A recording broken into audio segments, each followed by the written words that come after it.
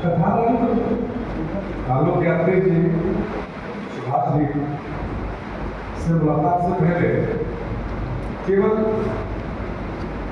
20-22-25 साल के वक्त में 2 कहानियां मैंने ऑन डिमांड लिखी थी।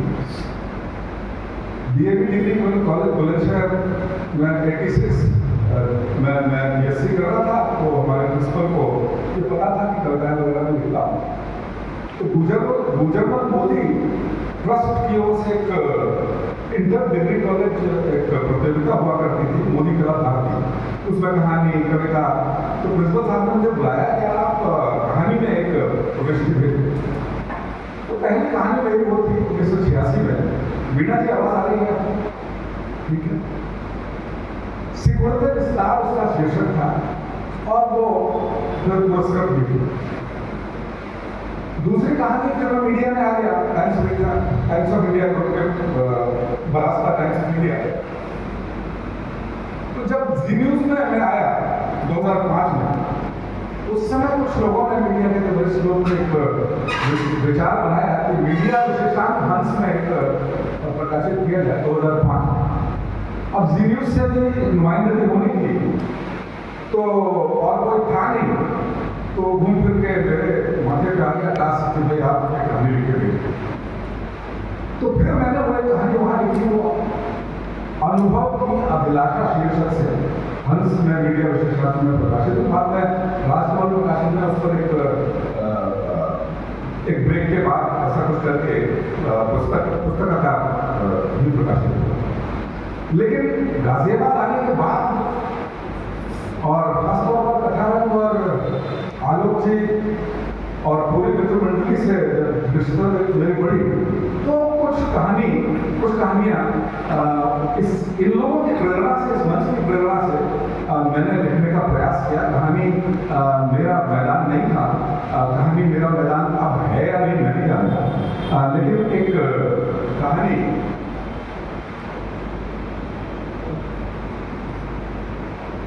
कहानी का शीर्षक है कुत्ते और कमीने।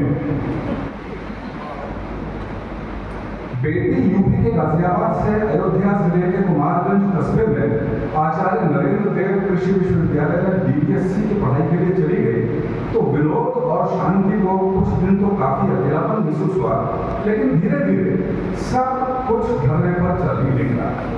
बेटी ने बहुत मेहनत की थी और यूपी के तमाम कृषि विश्वविद्यालयों के एंट्रेंस एग्जाम में अच्छी रैंक लाई।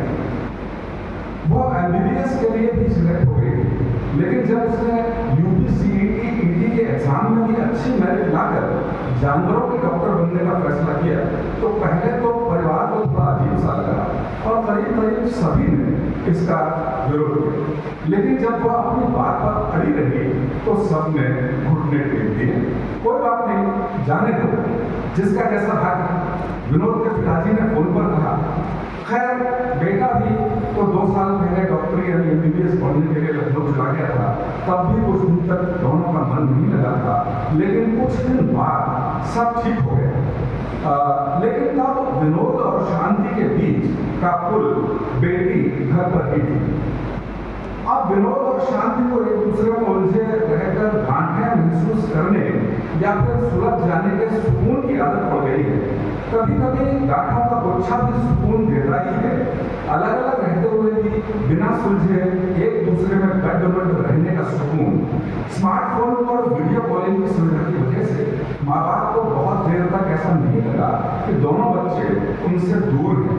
जब मन करे फोन मिला, बच्चे भी अपनी उन्मुक्त नई दुनिया में खुश हैं, हालांकि पढ़ाई के अनुशासन में बंधे।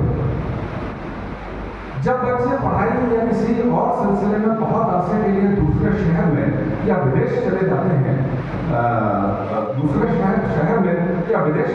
हैं, तो शुरू में वीडियो कॉलिंग दोनों तरफ से रोज ही होती है। फिर धीरे धीरे वक्फा बढ़ने लगता है। इधर भी और उधर भी पढ़ाई, नौकरी, यारी, दोस्ती, दुनियादारी, पास पड़ोस के तमाम बछड़े पंख पसार लेते हैं। बेटी छुट्टियों में पहली बार घर, तो उसके पास हॉस्टल, फर्स्ट ईयर की दूसरी लड़कियों, लड़कों और प्रोफेसरों से जुड़े बहुत से किस्से थे। उसने बताया कि एमबीबीएस के मुकाबले बीबीएससी की पढ़ाई बहुत ज़्यादा मुश्किल है। एमबीबीएस में तो फर्स्ट ईयर से लेकर लास्ट ईयर तक सिर्फ ह्यूमन एनाटॉमी ही पढ़नी पड़ती है, जबकि बीबीएससी में अलग अलग कुलमों के जानवरों की एनाटॉमी पढ़नी पड़ती है। फिर इंसान डॉक्टरों को अपनी तकलीफ अपना दुख दर्द खुद बता सकते हैं, लेकिन जानवर बोल नहीं सकते। लिहाजा डॉक्टर को ही उनकी अलग अलग तरह की तकलीफ समझनी पड़ती है वगैरह वगैरह। उसने ये भी बताया कि हॉस्टल में रह रही लड़कियों और लड़कों ने आसपास रहने वाले लावारिस कुत्तों को अपना लिया है। उन्हें खाना खिलाने से लेकर डीवॉर्मिंग करने, रेबीज रोगी टीके के साथ ही दूसरे रोगों से बचाने के लिए टीके लगाने और बीमार पड़ने पर उनके इलाज का जिम्मा उन्होंने उठा रखा है। उसने भी एक फीमेल डॉक्टर जिम्मा ले लिया है वगैरह वगैरह।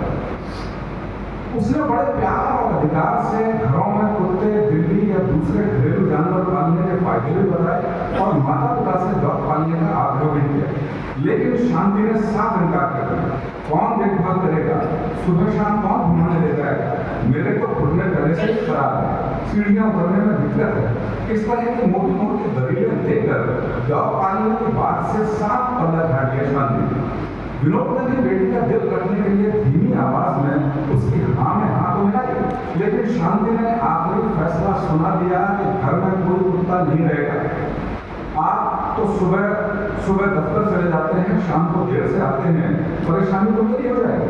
2 बेडरूम अपने लिए ही कम पड़ता है, ऐसे में कुत्ता पालकर मुसीबत नहीं बढ़ानी। उसने बेटी से साफ साफ कह दिया कि जब उसकी शादी हो जाए तो वो अपने घर में डॉगी पाले, डॉगी या जो चाहे पाल ले। यहाँ हरगिज़ ऐसा नहीं होगा। नीचे 102 नंबर वालों ने पाल रखा है। जब दोनों मियाँ बीवी एक साथ कहीं जा ही नहीं पाते हैं, घर में किसी न किसी को रुकना ही पड़ता है, कहीं बाहर शादी ब्याह में साथ जाना हो ही नहीं पाता। बेटी ने बताया कि मालिकों की गैर मौजूदगी में आजकल शहरों में पालतू घरेलू जानवरों की देखभाल के लिए कृषि की सुविधाएं हैं और किसी दूसरे शहर में जाने पर भी ऐसे होटलों की सुविधा होती है जहां पेट भी मालिकों के साथ रुक सकते हैं। लेकिन शांति कस से मस्त नहीं हुई। हम शाकाहारी हैं, कुत्ते को नॉनवेज कैसे खिलाएं? ये उसकी आखिरी दलील। बेटी करीब 10 दिन की छुट्टी पर आई थी। करीब हर दिन ही घर में डॉगी पालने को लेकर झिझक होती रही, लेकिन शांति अडिग थी। नहीं तो नहीं, बेटी चली गई तो इस बारे में बातें भी अगले दिन से ही बंद हो गई। अगले सेमेस्टर के बाद जब वह घर लौटी तो उसने धमाकेदार जानकारी माता पिता को दी कि उसने उसके जन्मदिन के तोहफे के तौर पर उसके दोस्तों ने मिलकर उसे स्पिट्ज नस्ल का नवजात पिल्ला गिफ्ट किया। अब वो 2 महीने का हो गया। छुट्टियों में मकान मालिक उसका ध्यान रखेंगे। हालांकि इस बारे में उसने फोन पर कभी जिक्र नहीं किया था और हर बार वीडियो कॉल पर भी उसने बड़ी चतुराई से पिल्ले को कैमरे की जद में आने से बचाया। विनोद के लिए जानकारी बहुत खास नहीं थी, लेकिन शांति अशांत हो गई। आग बबूला हो, यहाँ मत ले आना उसे, हम हरगिज़ नहीं रख पाएंगे। बेकार में मुसीबत बढ़ा ली है तूने, पढ़ने के लिए कुत्ते पाले, दोस्तों के गिफ्ट का बहाना बना रही है, खुद ही लाई होगी वगैरह वगैरह। बेटी ने बताया कि उसने झट सफेद रंग के मासूम पिल्ले का नाम ओरियो रखा है। उसकी कुछ तस्वीरें भी फोन पर उसने दिखाई तो विनोद ने जैसे ही कहा कि बहुत सुंदर है, शांति तैश में आकर बोली, तुम्हें तो हर तरफ सुंदरता ही सुंदरता दिखाई देती है, बदसूरती तो मुझे ही दिखती है। बेटी के आने के अगले दिन बाद बेटा भी कुछ दिनों के लिए घर पर आ गया। माँ को पिल्ले वाली बातों से चिढ़ता देख उसने उससे बार बार छेड़ना शुरू कर दिया कि अब ओरियो को तुम्हें ही पालना पड़ेगा। माँ चिढ़कर कुछ बोलती तो बेटा मजे लेता। छुट्टियां खत्म होने पर बेटी वापस हॉस्टल जाने की तैयारियां करने लगी तो शांति ने उसे कई बार समझाया कि पढ़ाई पर ध्यान दे और पिल्ले को किसी और को दे। बेटी ने भी जब तक आकर उसकी हाँ में हाँ मिलाई तब जाकर माँ को शांति मिली, लेकिन होना तो कुछ और ही था। बेटी ने वैसे ही जानवरों की डॉक्टरी की पढ़ाई नहीं चुनी थी। उसे मिली जानवरों से बहुत लगाव था। हॉस्टल में रहते हुए उसका ये प्यार और प्रबंध चढ़ गए। जो होना होता है होकर ही रहता। अगली बार जब बेटी घर आई तो सामान के साथ चारों तरफ से चेयर वाली प्लास्टिक की गुलाबी रंग की छोटी टोकरी भी उसके साथ थी और उसमें था सफेद रंग का मासूम सा झलरेला ओरियो। कुछ सयाने हो चुके ओरियो को संभाल सकने में मकान मालिक ने असमर्थता जता दी थी। ओरियो को देखकर शांति को सदमा लगा और उसने आसमान सर पर उठा लिया। कुछ ही देर में यह बात पूरा खानदान में फैल गई कि शांति की बेटी पिल्ला लेकर घर आई है। शांति ने सिर पकड़कर तुरंत ही विनोद को खोल दिया और धमाके की जानकारी दी। विनोद को थोड़ा बेचैन हो गया कि बार बार की ताकीद के बावजूद बेटी ने ये क्या गुल खिला दिया है। उधर सफेद रंग का वह गुल टोकरी से कूदकर फर्श पर उतरा और कुछ देर सहमा सा अपनी मालकिन के कदमों के पास ही बैठा रहा। कुछ देर बाद ही वो अपने नए घर का कोना सूंघने लगा।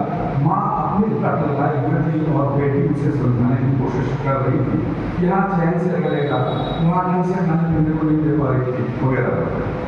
माँ कह रही थी कि या तो उसका काम बेटी जब तक घर पर है वही करेगी या फिर विनोद ही सुबह शाम निपटेंगे इससे, वे ही सारा काम करेंगे इससे। माँ यह भी कह रही थी कि बेटी के जाने के बाद इसे किसी और परिवार को दे देंगे, लेकिन इसके लिए बेटी हरगिज तैयार नहीं थी। वो बार बार ऐलान कर रही थी कि माँ अगर तुमने ऐसा किया तो जिंदगी भर बात नहीं करूँगी वगैरह। शाम को विनोद घर लौटा तो बेटी ने नन्हा ओरियो उसकी गोद में बैठा था। अनमने भाव से उसकी गोद में बैठे ओरियो ने विनोद के लाड़ गुलाल का जवाब उसकी उंगली में पहने दांत गाढ़ कर दिया। खून तो नहीं निकला लेकिन विनोद को दर्द हुआ। कुल मिलाकर नन्हा ओरियो बड़ी मुसीबत के तौर पर शांति के एक छत्र राज्य में तहलकम जाने आ चुका था। हालांकि बेटी की हरदम तरफदारी और दो चार दिन की धमाचौकड़ी के बाद शांति उसे लेकर कुछ शांत हो गई और विनोद के लिए भी ओरियो सुबह शाम खिलौने का काम करने लगे। हालांकि पहले दिन का काटना विनोद को याद था, लिहाजा वो ज्यादा छेड़छाड़ उससे नहीं करता था। लेकिन सुबह कभी टहलने नहीं जाने वाला विनोद अब बेटी के साथ ओरियो को घुमाने भी जाने लगा। धीरे धीरे ओरियो भी विनोद और शांति को अपने घर का सदस्य मानने लगा। छुट्टियां खत्म होने पर बेटी चली गई तो सुबह ओरियो को घुमाने की जिम्मेदारी विनोद की हो गई और शाम को न चाहते हुए भी शांति उसे घुमाने ले जाने लगी, क्योंकि विनोद देर से घर लौटा। धीरे धीरे ओरियो विनोद और शांति के लिए जरूरी सा हो गया। सोसाइटी के बच्चे उसके साथ खेलने लगे। सोसाइटी में रहने वाले लावारिस कुत्ते भी उसे जानने समझने लगे। कुछ का वो दोस्त बन गया तो कुछ ने उससे दुश्मनी भी पाली। जमीन तक लटके चार्जर, घर की चप्पलें वगैरह कई बार उतर देने के बाद भी शांति उससे खफा नहीं होती थी, बल्कि वो ओरियो के काट के बाद विनोद से कम ही साझा करती थी। चौथे फ्लोर वाली मैडम ने एक दिन नीचे मिलने पर विनोद को बताया कि अब तो ओरियो और शांति का शोर दिन भर ऊपर तक सुनाई देता है, पहले ऐसा नहीं होता था। गुमसुम घर ओरियो की वजह से खिल सा उठा था। उदास सा रहने वाला विनोद सुबह जल्दी उठने लगा, सैर को जाने लगा तो दिन भर शरीर में घुटती रहती और वो खुश रहने लगा। ओरियो ने विनोद और शांति को पूरी तरह एक्टिव कर दिया। बेटी अगली बार आई तो एक क्रांति और कर गई।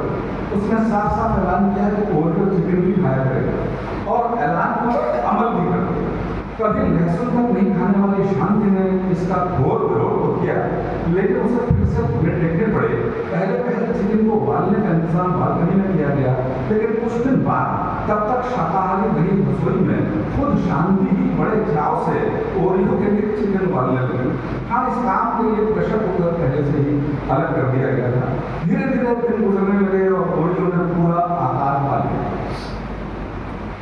स्पिट्ज प्रजाति के ओरियो का वजन 12-13 किलो हो चुका था और जिंदगी भर कितना ही रहना। सुबह शाम ओरियो जब घूमने जाता तो बाहर भी उसने दोस्त और दुश्मन कुत्तों की शिनाख्त कर ली थी। जब कोई दूसरा उसके दोस्त कुत्ते को घुमाने लाता तो सामने पड़ने पर दोनों कुछ हिलाकर एक दूसरे से देखा झपटी करते थे, और जब कोई दुश्मन कुत्ता सामने पड़ता तो दोनों भाग कर एक दूसरे पर हमलावर होने की कोशिश करते। कुछ पालतू कुत्ते ऐसे भी मिलते थे जिन्हें लेकर ओरियो और ओरियो को लेकर वे तटस्थ तरसती रहते थे। एक भारी भरकम नील डॉग वाला जर्मन शेफर्ड अपने ऐंठों से देखने वाले एक गहरे बदन के मालिक के साथ सुबह अक्सर ही ओरियो को रास्ते में मिलता। दोनों अपने अपने वजूद में ही तटस्थ रहने वाली कैटेगरी के थे। एक दूसरे की तरफ अक्सर देखते भी नहीं थे, न दोस्ती न पैर। जर्मन शेफर्ड का घर ओरियो की सोसाइटी से करीब 1 फरलांग दूर मेन रोड पर। कभी कभी विनोद ओरियो को लेकर सुबह की सैर के लिए उस ओर भी निकलता था। जर्मन शेफर्ड के मालिक के मकान के सामने सड़क किनारे छोड़ी गई सरकारी जमीन पर पौधों की बाड़ लगाकर कब्जा कर रखा था और क्यारी में मौसमी सब्जियों और फूलों के पौधे उगा रखे। विनोद अक्सर ही देखता था कि पति पत्नी दोनों सुबह सुबह क्यारी में काम करते रहते, कभी निराई करते मिलते, कभी छिड़काव करते। वहीं लगे एक पेड़ के तले से बना जर्मन शेफर्ड शांत से पैदा था। रोज सुबह के घूमने घुमाने की कवायद के दौरान ओरियो विनोद की एक एक बात समझने लगा था। विनोद बड़े प्यार से कहता कि ओरियो लड़ना नहीं है और ओरियो कभी कभी उसकी ये बात मान भी लेता और दुश्मन कुत्ते के उकसावे के बावजूद शांति रहता। विनोद ने ये बात शांति को भी बताती थी तो वो भी ये तरकीब अपनाने लगे। एक दिन सुबह लंबा चक्कर काटकर विनोद जर्मन शेफर्ड के घर के बाहर कब्जे वाली हरी भरी क्यारी के पास पहुंचा तो देखा कि वो पेड़ से बंधा नहीं बल्कि खुला हुआ है और मालिक अपनी पत्नी के साथ निराई के काम में लगा। अचानक ही ओरियो ने बाढ़ सूंघी और काम उठाया। ऐसा करते ही जर्मन शेफर्ड के मालिक को ताव आ गया। वो उठा और विनोद से उलझ गया। वो बाकायदा कष्ट में आकर बोला कि आपने इसे वहां ऐसा क्यों करने दिया? मेरा जॉन, जर्मन शेफर्ड का नाम, विनोद को पहली बार पता चला। उसे फाड़ कर कहा जाएगा। पति की गर्मी की गर्जना सुनकर पत्नी भी गर्वोन्नत भाव से खड़ी होकर ओरियो को बेकार नजर से घूरने लगी। विनोद अच्छे मूड में था लेकिन अचानक वो इस प्रहार से तिलमिला गया। फिर ओरियो ने कोई बड़ा अपराध भी तो नहीं किया था। वैसा ही किया था तो जर्मन शेफर्ड भी सुबह शाम दूसरों की ऐसी बहुत सी जगहों पर करता हो। सुबह टहलाने के लिए मालिक प्लास्टिक की थैलियां लेकर थोड़े निकलता हो। जवाब में विनोद भी भड़क कर बोला, दिमाग खराब हो गया क्या? कैसे फालतू खा जाएगा? कमजोर समझेगा क्या? वगैरह वगैरह। विनोद ने प्रतिद्वंदी का ताव यह कहकर वह बढ़ा दिया कि एक तो सरकारी जमीन पर कब्जा कर रखा है, ऊपर से शाम दिखा रहे, शिकायत कर लूंगा तो सारा बात उगड़ जाएगा। आया नहीं, बात बढ़ गई और गाली गलौज तक पहुंच गई। दोनों तरफ के माता पिता भाई बहन याद किए जाने लगे। सुबह सुबह तरोताजा होने के लिए टहलने निकले। कुछ लोग बदरस से भीगने के लिए रुक गए। जर्मन शेफर्ड जॉन के मालिक की नसें फड़कते हुए साफ दिखाई देने लगी तो विनोद का चेहरा भी ठीक ठाक बंधा आ गया। उसके नखने भी फड़फड़ाने लगे। जॉन के मालिक ने फुर्ती से क्यारी में पड़ा बांस का पतला डंडा उठा दिया और विनोद की तरफ लपका। पत्नी ने नहीं कहते हुए उसका दूसरा हाथ पकड़कर रोक दिया। विनोद ने भी हाथ की छड़ी आगे की ओर तानी। इस पूरी आपाधापी में विनोद ये नहीं महसूस कर पाया कि ओरियो की रस्सी उसके हाथ से छूट गई। ये 1.5 मिनट के इस तूफानी झगड़े के माहौल में माहौल में आग लगा दी थी। आनंद में कुछ लोग बीच बचाव में जुट गए। मामला झटके में गर्म हो चुका था लेकिन समझदारी इसमें ही थी कि उसे ठंडा किया जाए, आगे और दूर नहीं दिया जाए। विनोद को दफ्तर में जाना था। फिर कभी इसे सबक सिखाऊंगा ये सोचते हुए विनोद का ध्यान ओरियो की तरफ गया। उसने देखा कि पौधों की पतली और झींगी सी बाढ़ के उस पार से भारी भरकम जर्मन शेफर्ड जॉन और सड़क की तरफ खड़ा दुबला पतला ओरियो एक दूसरे की तरफ प्यार से देख रहे हैं। उनकी पूछें एक दूसरे के अभिवादन में लगातार हिल रही हैं। दोस्ती के इजहार के लिए वे मुंह से सीटी जैसी महीन आवाजें निकाल रहे हैं। मालिक दुश्मन हो गए हैं और कुत्ते। विनोद को अब पास ही लगे पेड़ पर बैठी कोयल की कूक भी साफ सुनाई देती।